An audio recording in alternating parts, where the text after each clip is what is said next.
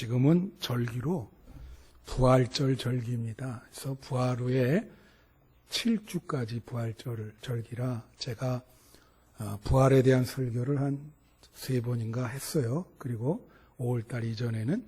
근데 이제 이게 5월달은 또 가정의 달이에요. 그래서 지난주에도 부모에 대한 효에 대해서 말씀을 드렸고요. 가정에 대한 설교를 한 2-3번 더 하겠습니다. 5월달이 가정의 달이기 때문에. 그래서 오늘 자녀가 복받는 가정이다. 부제가 뭐냐면 두 종류의 가정이 부제입니다. 세컨드 타이틀이 있는 거죠. 여러분 다 지금 예배 보는 분 우리의 공통점은 뭐냐면 다 가정의 한 가정의 구성원이고 교회의 또 구성원이에요. 그게 여러분과 저와의 공통점입니다. 성경에 보면 하나님이 복을 내리려고 만드는 기관이 둘이 있어요. 그게 가정과 교회입니다. 근데 여러분은 다 지금 이 하나님이 복을 주려고 만든 두 기관에 다 속해 있는 거예요. 이게 얼마나 하나님 감사합니까? 그죠? 근데 여러분 이 가정이라고 하는 것은 한 사회를 구성하는 세포라고 보면 돼요. 우리 몸이 세포로 이루어졌죠.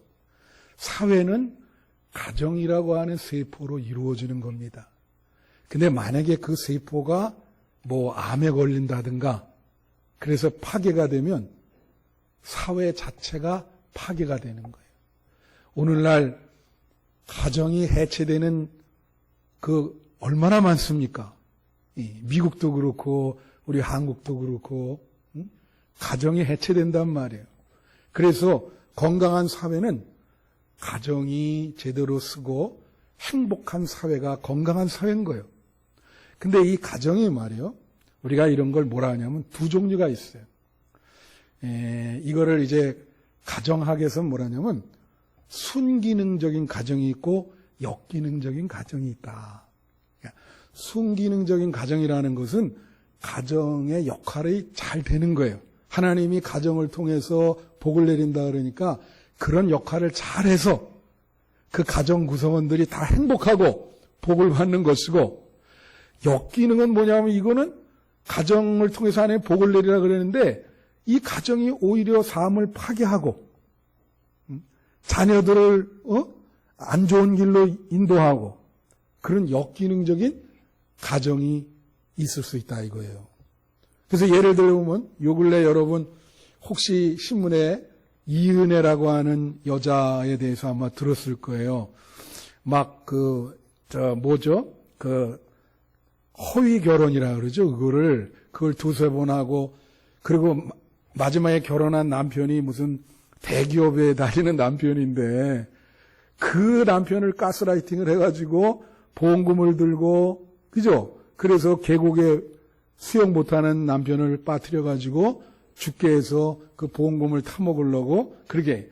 자, 그런 사고를 갖고 있는 사람들은 뭐냐면 이 가정이라고 하는 것이 우리의 안식처인데 가정을 통해서 돈을 벌라 그래.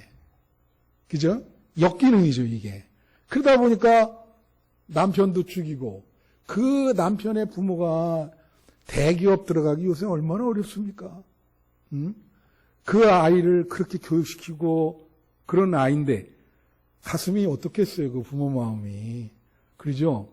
그런데 요즘 또 보니까 뭐가 나냐면 부산의 어떤 바닷가에 빠져 죽는데 그 아들 하나가 아버지랑 같이 빠졌다가 자기만 살아나오고, 그리고 보험금 타고, 또 자기 여동생이랑 같이 탔다가 자기는 빠져나오고 여동생 통해서 또 보험금 타고.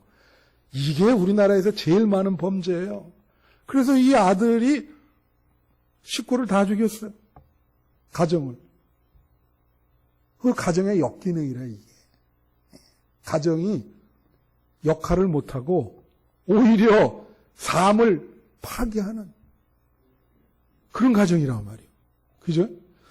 근데 순기능은 뭐냐? 여러분 제가 새벽 기도 때 얘기했는데 순기능의 그 대표적인 예를 하나 드릴게요. 여러분 잘 아는 우리 교회에서 지금 협력 선교사 티벳에 파송한 문병우 선교사 있잖아요. 그죠? 그 문병우 선교사 부부는 아이를 낳을 수가 있는데 자기가 선교사로 되면서 결심을 하면서 뭐냐면 아이를 낳지 않고 이 버려진 아이를 입양해서 키워야 되겠다. 그것도 하나님께 영광을 돌리는 것이다. 이렇게 생각을 하고 이 기관에 가서 아들 남자아이 둘을 입양했어. 근데 여러분 그거 입양하는 거 쉽지 않습니다. 그 입양 기관이 내가 이제 그분들한테 들은 얘기는 그 입양 기관에서 어떻게 하냐면 이분이 정말 이 아이를 잘 키울 수 있는 그러한 부모의 역량이 되는지 순기능적인 가정을 이끌 수 있는 자격이 되는지 그걸 본대요. 근데 그 집이 티벳에 있잖아. 근데 거기까지 그 기관에 그걸 판단하는 사람이 와가지고 애들 둘이랑 사는 모습을 일주일 동안 거기 살면서 보고 갔다는 거야. 정말 잘하는가? 맡길 수 있는가? 그럼 뭐 선교사인데 오죽 잘 키우겠어요? 그거 하나만 잘 키워도 하나님께 영광 돌리는 건데 그렇잖아요? 복받은 사람이죠. 잘 키웠습니다. 그래가지고 아들 둘인데 그 큰아들은 그 전주대 영상학과인가요? 거기 지금 다니다가 군대 갔어요. 둘째 아들도 지금 군대 갔는데 걔는 좀 다 입양한데 연세대 경제학과를 들어갔어요. 그래서 그것도 중간에 지금 군대 가고 얼마나 아이들 잘 키웠어. 버려진 애들을. 그게 가정의 순기능이에요. 예. 그렇게 이게 가정이 그렇게 다르다고. 그러니까 여러분은 가정의 순기능적인 그러한 복받는 가정이 되시기를 축원합니다. 그런 가정이 돼야죠. 그래서 오늘 이 본문 말씀 내용은 뭐냐면 이 여호수아가 이제 출애굽을 해서 광야 생활도 끝나고 가나안으로 들어가서 그 원주민과 전쟁을 해서 다 정복을 했어요. 다 끝이에요. 이제 가나안 땅 다 이제 이스라엘 땅이 된 거예요. 그래서 이제 여호수아도 사명을 다하고 죽을 날이 다 가까웠어. 그래가지고 이 백성들을 그 앞에 다 모아놓고 다 모이라. 모든 가정은. 그리고 마지막 유언적인 연설을 하는 거예요. 이게 무슨 얘기냐면 내가 지금까지 살다 보니까 하나님을 섬기는 가정은 다 복을 받더라. 너희는 어떻게 할 거냐? 나와 내 후손들은 끝까지 하나님을 섬길 텐데 너희들은 어떻게 할지 오늘 선택을 하라. 만일 너희가 하나님을 선택하지 않고 우상을 선택할 경우에 그거 분명하게 네 후손들은 타락할 것이다. 그렇게 이야기를 하는 내용입니다. 그래서 저는 이 오늘 본문을 가리켜서 자녀가 복을 받고 가정이 순기능 역할의 가정이 되려면 어떻게 해야 되는가? 그거를 여러분에게 세 가지로 본문 말씀에 근거해서 말씀을 드리려고 그래요. 그 첫 번째가 뭐냐면 하나님을 믿는 가정인가 우상을 믿는 가정인가? 오늘 말씀의 15절 보세요. 15절에 보면 여기 뭐라 하냐면 만일 여호와를 섬기는 것이 너희에게 좋지 않게 보이거든 너희 조상들이 강 저쪽에서 섬기던 신들인지 또는 너희가 거주하는 땅에 있는 아모리 족속의 신들인지 너희가 섬길 자를 오늘 택하라. 오직 나와 내 집은 여호와를 섬기라. 이 말은 뭐예요? 너네가 생각했을 때 지금까지 하나님이 별로 좋지 않다. 그러면 거기 아모리 족속의 신, 우상이죠. 그리고 우상을 섬기든지 그러나 너네들이 우상을 섬겨도 나는 뭐야? 하나님, 여호와 하나님을 섬기겠다. 그러면서 뭐라고 얘기를 하냐면 선택하라 그래. 여기서 택하라 지금.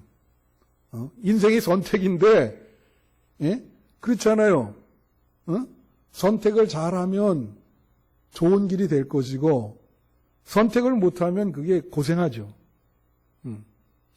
그래서 이런 게 있어요. 여러분 사무엘하 3장 1절에 보면 이런 표현이 있습니다. 여기 보면 사울의 집과 다윗의 집 사이에 전쟁이 오래매 다윗은 점점 강하여 가고 사울의 집은 점점 약하여 간다. 여러분, 처음에 사울도 신앙이 있었어요. 예? 다윗도 신앙이 있었고. 근데 중간에 이 사울이 그 신앙을 포기합니다. 그 막판에는 무당한테 가서 점을 쳐요. 무당을 불러내라 그래가지고 완전히 이제 이게 거꾸로 돼버렸죠. 그러니까 신앙을 포기하니까 여기 뭐라 그래요? 사울의 집은 점점 쇠퇴해 간다. 약해 간다. 근데 다윗은 어리지만 만군의 여호와의 하나님 이름으로 골리앗 내가 너에게 나간다. 이 말끝마다 하나님 하나님 그러면서 신앙이 좋잖아요. 그러니까 다윗의 집은 어떻게 해요? 강하고 번창하게 된다. 그래서 여러분 집이 다윗의 집처럼 그렇게 번창하기를 축원합니다. 제가 재미나는 통계를 얘기해 드릴게요. 조나단 에드워드라고 미국에서 유명한, 이분은 1700년 초엽 사람이에요. 그러니까 18세기 초죠. 거기 감리교 웨슬레랑 거의 비슷한 시기를 산 사람이에요. 조나단 에드워드라는, 미국의 뉴잉글랜드에서 이제 목사였어요, 이분은. 유명한 목사입니다. 이 부흥을 많이 시킨 이런 목사인데, 이분은, 그 부인을 아주 믿음이 좋은 부인을 택했어요. 그래서 믿음이 좋은 부인과 결혼해서 목사니까 자녀들을 낳았는데 자녀들을 철저하게 기독교적 원리에 입각해서 그 가정 교육을 했고 가정을 이루었습니다. 근데 같은 동네에 친구가 있었어요. 예? 동네 뉴잉글랜드 그 미국 그 친구가 있었는데 그 친구 이름은 맥스 주크라고 하는 친구인데 이 친구는 아예 애초부터 하나님을 안 믿는 친구예요. 동네에 그런 친구 있죠. 이 친구는 주로 세상에 나가서 방탕하고 이런 어떤 세상 연락을 즐기는 그런 하고 결혼도 아주 방탕한 여인과 결혼해서 나중에는 뭐 그냥 방탕하게 사는 거죠. 예. 그런데 1960년 정도에 어떤 연구가 있었냐면은 거의 200년 넘게 흘렀잖아요. 그죠? 그들의 자손이 지금 어떻게 사는지 미국 사람들은 이런 거 조사하는 걸 좋아해요. 그 대학에서 조사를 했어요. 양쪽 후손들이 어떻게 사는지. 자, 한번 말씀드릴게요. 이 에드워드는 그때까지 1960년 그때까지 오늘날까지 후손을 두었는데 대학의 총장을 지낸 사람이 12명, 교수가 75명, 의사가 60명, 성직자, 목사가 100명이요. 내가 이제 중요한 게 이거예요. 그러니까 자손들이 대부분 목사예요. 그러니까 아버지가 목사니까 대대로 가면서 자꾸 목사 된 거예요. 그러니까 목사가 무려 100명이고 그 다음에 군대 장교가 75명, 저술가가 80명, 변호사가 100명, 판사가 30명, 공무원이 80명, 하원의원이 3명, 상원의원이 1명, 미국 부통령을 1명 배출했어요. 자손 중에. 지금 200년 동안에. 근데 이 맥스 주크라고 하는 사람은 이 자손도 많이 났어요. 거의 배를 낳았는데 1292명의 후손을 두었는데 유아 때 사망한 사람이 309명이요. 그 중에. 어렸을 때 죽은 사람이. 그 다음에 노숙자와 거지가 된 사람이 310명. 불구자가 된 사람이 440명. 매춘부가 된 사람이 50명. 도둑 있잖아요. 도둑질해서 감옥에 간 사람이 60명. 살인자가 70명이요. 살인을 해서 사형을 당한 사람이 몇 명이요? 70명. 한번 생각을 해보세요, 이게. 그게 에드워드 그때 조상 거기서 갈린 거예요. 이 막스 주크라는 사람과. 그러니까 여러분 자손들 있잖아요. 여러분이 하나님을 믿느냐, 우상을 믿느냐, 세상을 섬기냐, 거기에 따라서 달라질 수 있습니다, 이거. 여러분 자손들이 여러분 돌아가시면 안 계시지만 자손들은 이렇게 될 수 있는 거예요. 예. 그래서 이게 여호수아가 그래서 선택하라는 거거든. 네 자손들이 정말 번창하려면 하나님을 선택하라. 누구를 선택하겠냐? 지금 말하라. 이제 그거 얘기해요.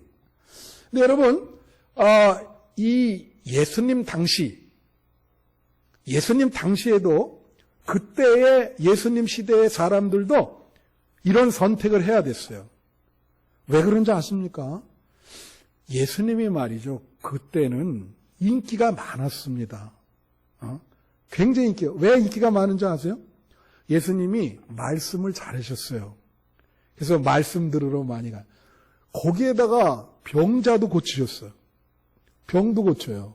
그래서 사람들이 병들은 사람이 다 예수님 쫓아다니는 거예요. 병 낫게 해달라고. 당연하죠. 그죠? 예. 그런데 또 오병이어의 기적 보면은 예수님이 밥도 주는 거예요. 가끔. 다 이게 왔는데 5,000명 다 밥도 주고 그 5,000명 다 밥 먹고 예수님이 호수를 건너서 산 위로 올라갔거든요. 그랬더니 밥 달라고 거기까지 쫓아가. 성경에 보면 예수님이 하도 답답하니까 오늘날 얘기를 하면 그거예요. 야, 내가 밥 몇 끼 못 주니까 밥 먹으려고 나를 따라오는 사람은 좀 가라. 가. 그 정도로 인기가 많단 말이에요. 그죠? 그런데 예수님이 왜 그런 십자가에 못 박혔어요? 아니, 병자도 고치시고, 한번 생각을 해보세요. 말씀도 잘하시고, 밥도 주고, 인기가 많은 분이 왜 십자가에 못 박혔어? 그냥 한번 생각해 봐야 되지 않아요? 왜 못 박히셨냐면, 예수님이 뭐라 그러냐면, 사람들한테, 내가 하나님의 아들이라 그러는 거예요. 그때 당시 사람이 들을 때, 저 사람 미쳤나? 아니, 자기가 하나님이래. 그죠? 자기가 하나님이라는 거예요. 그러니까 그때 당시에 사람들은 선택을 해야 됐어요. 정말 이분이 하나님의 아들이고 구세주고 하나님이신지 아니면 이거 무슨 미친 사람 아니야? 그래서 그분을 미친 사람으로 생각한 사람들이 십자가에 못을 박은 겁니다. 말도 안 되는 소리를 하는 이 미친 사람이다, 이 사람. 예? 그런데 그때 하나님이라고 하는 이분이 하나님이다. 그걸 믿은 사람은, 그걸 선택한 사람은 오늘날까지 이어지고 있는 거죠. 그래서 여러분 교회에서 제일 중요한 건 뭐예요? 여러분도 심각하게 한번 고민해 볼 필요가 있는 거예요. 이거는 선택할. 왜냐? 아니 교회가 말씀도 좋고 그죠? 예. 어떤 교회는 막 병자도 고쳐. 밥도 잘 줘. 그런데 그게 다가 아니죠. 문제는 뭐예요? 예수님이 하나님이신가? 그거에 대해서 선택을 해야 돼. 그게 제일 중요해. 그거를 믿어야 되는 거예요. 몸만 왔다 갔다 하는 게 아니고, 그걸 믿어야 돼. 여러분, 교회는 그래서 존재하는 거예요. 예수님이 하나님이시다. 할렐루야! 그걸 믿으시기를 바랍니다. 한 번은 우리가 그 문제에 대해서 고민을 해야 돼요. 교회를 왜 다니시는지 모르겠지만 그거에 대해서 그래서 선택을 해야 된다. 두 번째는 과거의 고난을 은혜로 보는가 아니면 과거의 고난 때문에 불신앙이 되었는가예요. 오늘 말씀에 보면 17절 18절에 이게 길잖아요. 이게 뭐냐면 여호수아가 그 사람들 모아놓고 말하면서 뭐라 그러냐면 애굽 땅에서 우리가 올라오면서 광야 생활 경험했죠. 그럴 때 뭐라 그러냐면 하나님이 그때 참 고통스러웠지만 이적도 베푸시고 우리를 잘 이끌어 주셔서 우리가 여기까지 왔다. 그 얘기예요. 17절 18절이. 예? 그러니까 우리에게는 그 과거의 고난이 뭐예요? 은혜다. 이거예요. 은혜. 그건 은혜였다. 그러죠. 그런데 많은 이스라엘 사람들은 이 과거의 고난, 이 광야 생활의 어려움 때문에 하나님 믿는 걸 포기한 사람들이 많았어요. 우상을 막 금송아지 만든 거 아시죠? 그래서 막 죽고, 그러니까 여러분, 우리가 가정마다, 여러분 개인도 그렇지만, 지금까지 순탄하게 사셨어요? 그렇게 끝까지 순탄하게 잘 오는 가정은 드뭅니다. 다 과거에 어려운 이 가정적으로 어렵고 고난이 많아요. 근데 그거를 잘 극복한 것을 은혜로 보는 거죠. 하나님의 은혜로 그 어려운 고난을 잘 극복했다. 여러분, 때때로 우리가 지금 오늘도 그 희수가 군대 갔잖아요. 그죠? 군대 가면 이제 기도해야 되는데, 아이들이 아주 군대가 편해졌다 해도 아직 긴장을 많이 합니다. 군대 생활을 이제 여러분 다 가보셨지만, 참 인생에 참 고통이 많잖아요. 근데 제대하고 나서 한 30, 40 되면 얘기할 때 항상 군대 얘기만 한다고. 뭐라고 얘기하냐면, 야, 그때 고생했지만 그래도 참 그때 좋았다. 그때 거기 가서 사람을 만들었단 말이야. 내가 그 시절 겪지 않았으면 내 지금 이렇게 살 수가 없다. 그걸 얘기한다고. 과거의 고통이 지나와서 생각하면은 그게 참 기적이고 어떻게 그걸 통과했나? 감사하고. 여러분, 우리 교회도 지금 고3 애들이 있거든요. 이 고3, 저도 고3을 겪었죠. 고3 어때요? 긴장되죠. 그냥 밤을 새면서 공부해도 모자라. 매일 그렇게 공부해야 돼. 근데 그거 지나고 이제 대학 들어가면 나중에 생각해보면 그 고3 시절이 그리울 때가 있어요. 야, 그때 시절로 한번 돌아갔으면 좋겠다. 그냥, 머리 싸매고 한번 공부하는 그때로 돌아오고 싶었다. 그겁니다. 여러분, 2차 세계대전 때, 히틀러가 말이죠. 유대인들 600만을 아우슈비츠 수용소에 보냈어요. 600만이 죽었어. 굉장히 많이 죽은 거죠. 근데 놀랍게도 그 어려운 수용소에서 살아남은 사람들이 있습니다. 그래도 그 사람들이 꽤 돼요. 그런데 살아남은 사람들의 종류가 두 종류야. 하나는 하나님을 완전히 떠나 무신론자가 됐어. 그래서 뭐라 그러냐면 하나님이 계시다면 어떻게 그런 고통이 있을 수가 있겠는가? 근데 또 한 부류는 오히려 그것 때문에 하나님을 더 믿고 하나님 복음을 전하는 사역자 된 사람들이 있어. 왜냐? 그 모든 사람들이 목숨을 잃어버리는 그 어려운 고통에서 하나님이 나를 건져내셨다. 그 어려운 고통을 이기게 나를 만드셨다. 예? 그러니까 여호수아가 그렇게 얘기하는 거야. 과거의 광야 생활의 고난이 그게 기적이고 너에게 은혜다. 그걸 생각해야 된다. 제가 미국에서 유학할 때 여자 콜린 버쳇이라고 하는 흑인 교수님이 계셨어요. 근데 이분이 뭐 그렇게 잘 가르치시는 분은 아니에요. 근데 내가 그분 클래스를 많이 들었는데 왜냐면 믿음이 좋아. 근데 참 아이러니한 얘기지만 신학교 교수가 믿음이 좋기가 쉽지가 않습니다. 예, 머리로 자꾸 하니까. 예? 그래서 이제 근데 이분이 참 내가 감명받은 얘기가 자기가 어렸을 때 너무 가난했다는 거예요. 예, 너무 가난해. 부모가 흑인인데. 그죠?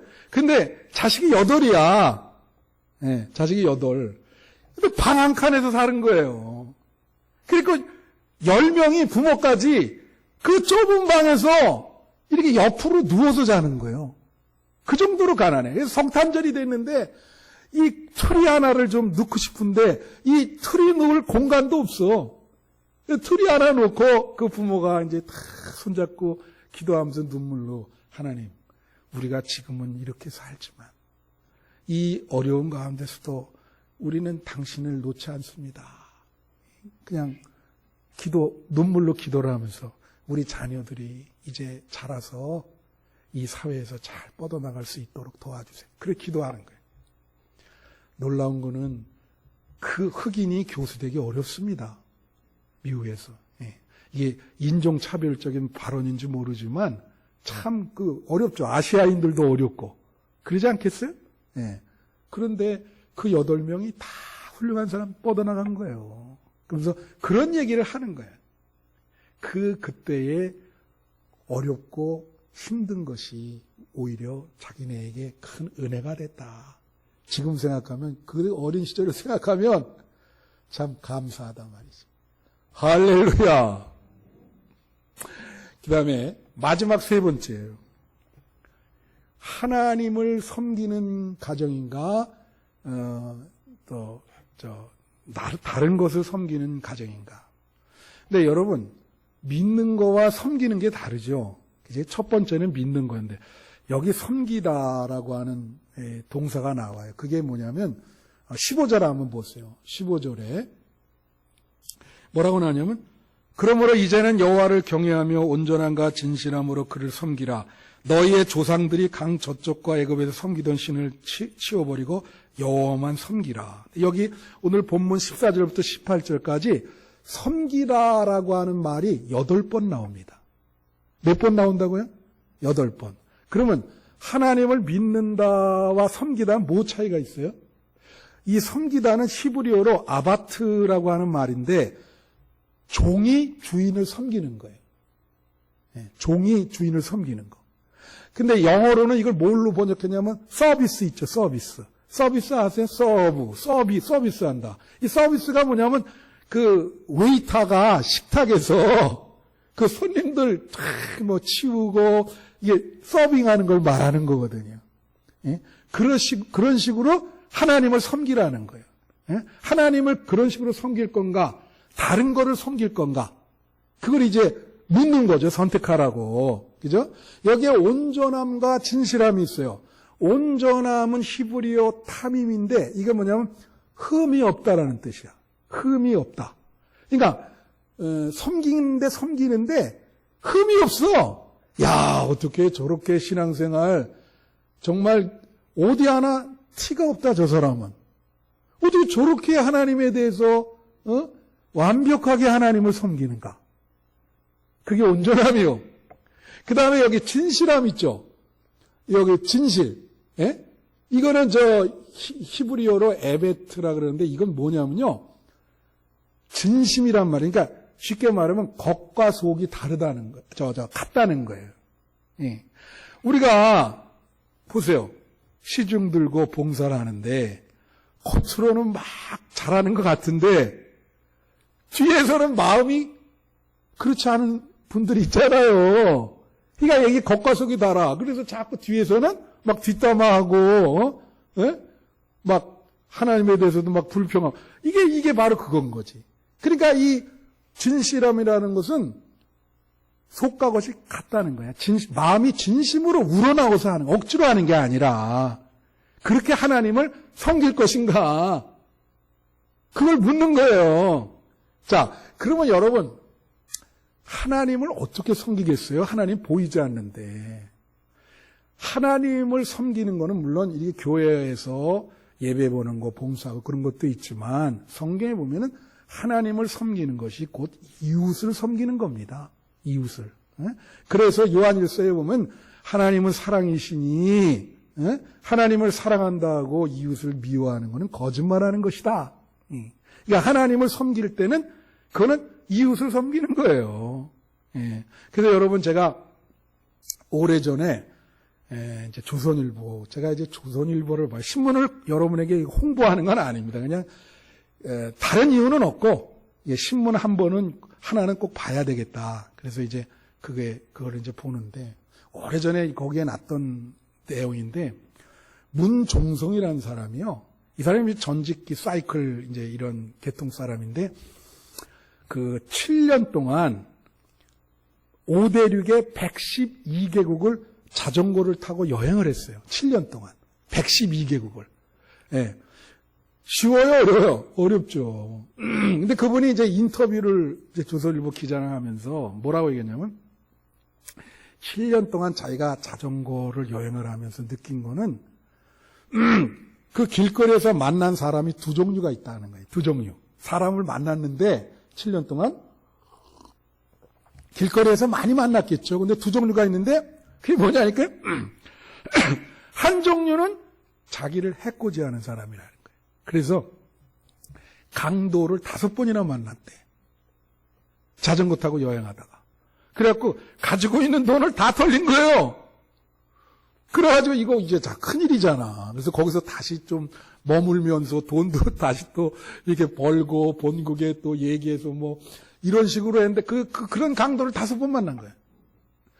근데 대부분은 이제 저녁에 이제 끝났어요.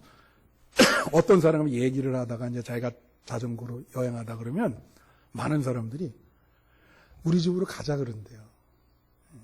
참 대단하죠. 모르는 사람 가서 식사도 대접하고 같이 얘기도 하고 하룻밤 재워주고 갈 때 또 이렇게 막 금일봉도 준다는 거예요. 모르는 사람을 자전거로 여행을 한다니까. 그래서 하는 말이 그런 사람을 대부분 보면 크리스찬 이 유럽 이 다 크리스찬이잖아요.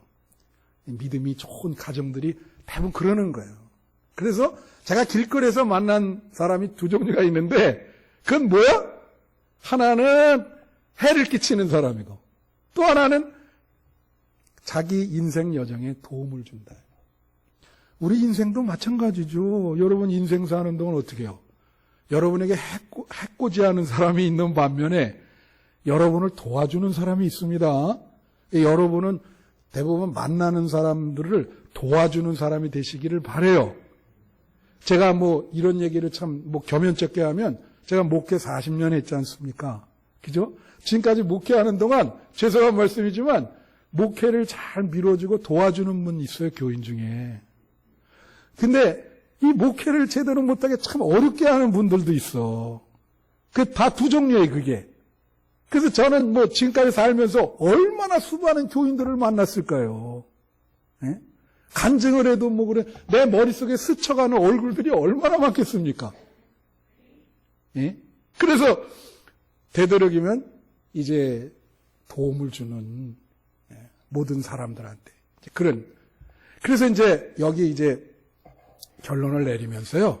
오늘 결론을 내리면은 이 마틴 루터라는 사람이 이렇게 얘기했어요. 여러분 이제 부모가 자녀를 그리스도께 인도한다 그러죠. 가정에서 여러분 자녀들 여기 보면 자녀를 지금 그리스도께 인도한 분도 계시고 인도하지 못한 분도 계실 거예요. 근데 루터는 이렇게 얘기했어요. 부모가 자녀를 가정에서 그리스도께 인도한 부모는 심각한 죄를 져도 하나님이 용서를 해준다는 거야. 그 정도로 얘기를 했어요. 부모가 심각한 죄를 져도 부모가 자녀를 그리스도께로 인도한 그 부모는 그 죄를 용서한다. 그리고 무슨 얘기까지 하냐면 하늘나라 가는 지름길이 뭐냐? 그거는 부모가 가정에서 자녀를 그리스도께 인도한 그건 하늘나라 가는 지름길이라는 거지. 예? 그 정도로. 그래서 그거는 이렇게 얘기했어요. 예배 보는 거 중요하죠. 교회당 짓는 거 중요해요. 근데 그분은 그거보다 100배 축복을 받고 더 중요한 거는 그거보다 훨씬 중요한 거는 부모가 자녀를 그리스도께 인도하는 것이다. 그것이 가장 중요한 것이다. 여러분 어떠세요? 여러분 자녀들이 믿음을 갖고 자손 만대로 하나님께 복받기를 축원해요. 그렇게 되기를 바랍니다. 오늘 여호수아가 선택하라 그러잖아요.